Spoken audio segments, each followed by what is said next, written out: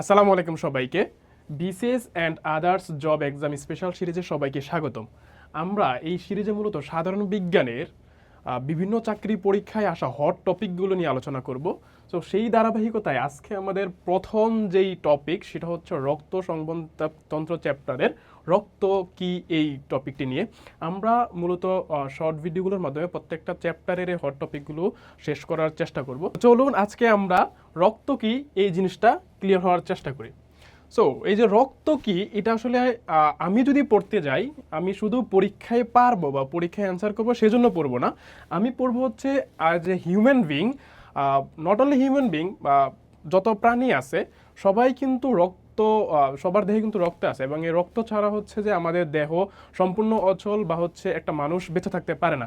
সেই জন্য হচ্ছে আমি আসলে এই রক্ত কি এবং এই রক্ত কিভাবে কাজ করতেছে, এই রক্ত আমাদের দেহের জন্য কতটুকু গুরুত্বপূর্ণ সেই সম্পর্কে জানার জন্য মূলত আমি হচ্ছে রক্ত কি এই জিনিসটার প্রতি একটু কিউরিওসিটি নিয়ে এটা শেখার চেষ্টা করছি। সো দেখেন, আমি যদি রক্ত সংজ্ঞা থেকে আসি, সেটা হচ্ছে রক্ত হলো ব্রোনীয় মেসোডাম থেকে তৈরি। এই যে দেখেন একটা শব্দ আমরা প্রথমে পাইলাম, সেটা হচ্ছে মেসোডাম থেকে তৈরি, এবং রক্তের স্বাদ একটু লবণাক্ত। আপনারা যখন হাত কেটে যাওয়ার পরে একটু মুখে নিয়ে টেস্ট করে দেখবেন হচ্ছে রক্তের স্বাদ কিছুটা হলো লবণাক্ততা আছে। এবং অস্বচ্ছ মানে হচ্ছে ঘোলা থাকে। পানির কালার যেমন স্বচ্ছ থাকে, রক্তের কালার কিন্তু এরকম স্বচ্ছ না, দেখবেন একটু ধূসর বর্ণ হয়ে থাকে। এবং হালকা ক্ষারীয় মিন্স হচ্ছে অ্যাসিডিক না, রক্তটা হচ্ছে ক্ষারীয়, তার পিএস 7 থেকে উপরে, অ্যান্ড এক ধরনের তরল যোজক কলা। আচ্ছা, আমি এখানে 3টা জায়গায় মার্ক করছি। দেখেন, মেসোডাম শব্দটা হচ্ছে যখন একটা বাচ্চা বা একটা সন্তান মায়ের পেটে আসে তখন সে ভ্রূণ অবস্থায় থাকে। সো ভ্রূণ অবস্থায় থাকার পরে তার প্রাথমিক অবস্থায় 3টা জার্ম লেয়ার তৈরি হয়, একটা হচ্ছে অ্যাক্টোডাম, একটা হচ্ছে মেসোডাম, একটা হচ্ছে এন্ডোডাম।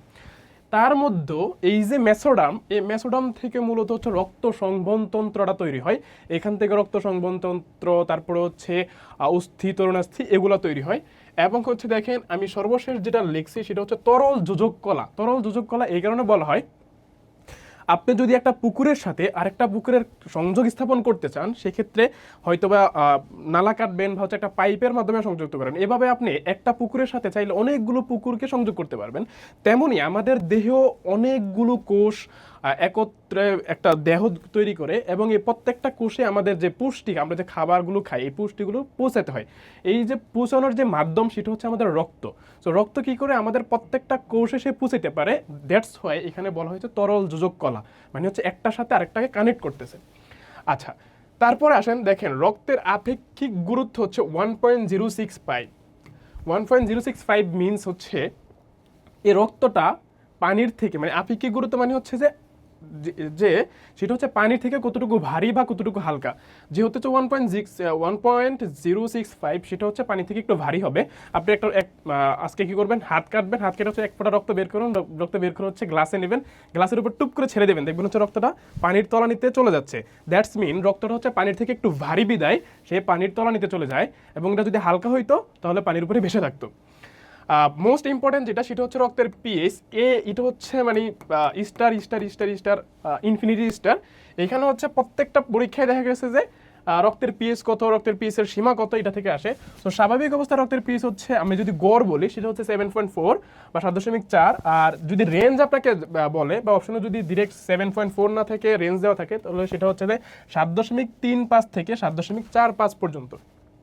এখন আসি হচ্ছে রক্তের তাপমাত্রা। এই রক্তের তাপমাত্রাটা মূলত আমাদের বডি যে টেম্পারেচার সেটাকে কাউন্ট করে। আমরা দেখবেন হচ্ছে আমাদের শরীরে যখন জ্বর আসে তখন হচ্ছে আমরা থার্মোমিটার দিয়ে মাপি, তখন মূলত হচ্ছে যে রক্তের টেম্পারেচারটা বৃদ্ধি পায়, তার ফলে হচ্ছে আমাদের বডি টেম্পারেচারটা বৃদ্ধি পায়। তো রক্তের স্বাভাবিক তাপমাত্রা হচ্ছে 36 থেকে 38 ডিগ্রি সেলসিয়াস তাপমাত্রায়। আমরা বডি টেম্পারেচার যখন মাপি তখন হচ্ছে যে ফারেনহাইট স্কেলে মেপে থাকি। তো পূর্ণবয়স্ক মানুষের দেহে রক্তের পরিমাণ, এটাও ইম্পর্টেন্ট, এটাও পরীক্ষায় এসে থাকে এবং আসছো পরীক্ষায়। সো এটা হচ্ছে 5 থেকে 6 লিটার, এবং আমাদের যে সম্পূর্ণ বডি ওয়েট আছে, বডি ওয়েটের 7 থেকে 8% হচ্ছে কি থাকে, রক্ত থাকে। ধরেন আপনার বডির ওজন হচ্ছে 100 গ্রাম, তার ভিতরে 7 গ্রাম বা 8 গ্রাম থাকবে হচ্ছে রক্ত, বাকি অন্যান্য যে উপাদানগুলো সেগুলো মিলে থাকবে হচ্ছে 90 থেকে 92 গ্রাম। আচ্ছা, এখন হচ্ছে যে রক্তদান, একজন মানুষ প্রতি 3 মাস অন্তর অন্তর চাইলে সে রক্তদান করতে পারে, তবে আইডিয়াল টাইম স্পেন্ড হচ্ছে 4 মাস বা 120 দিন পর পর। এটা কেন হয় এটা আমরা পরবর্তীতে জানবো। আচ্ছা, এই যেটা কেন হয় দেখেন, শরীরে রক্ত তৈরির জন্য প্রয়োজনীয় লৌহের মজুদ স্বাভাবিক হতে প্রায় 90 দিন লাগে। এর আরেকটা কজ আছে, সেটা হচ্ছে আমরা যখন লোহিত রক্তকণিকা নিয়ে আলোচনা করব তখন সেটা আমরা ক্লিয়ার হওয়ার চেষ্টা করব। আচ্ছা, এখন আসেন আমরা যে রক্তের বেসিক সম্পর্কে একটু জানলাম এবং এই রক্তের বেসিক থেকে কোথায় কোথায় কী ধরনের প্রশ্নগুলো আসছে সেটা নিয়ে একটু আলোচনা করি। আমাদের প্রথম প্রশ্ন হচ্ছে মানুষের রক্তের পিএস কত, সেটা হচ্ছে দেখেন কোথায় আসছে, দুর্নীতি দমন কমিশন সহকারী পরিচালক 13-তে আসছে।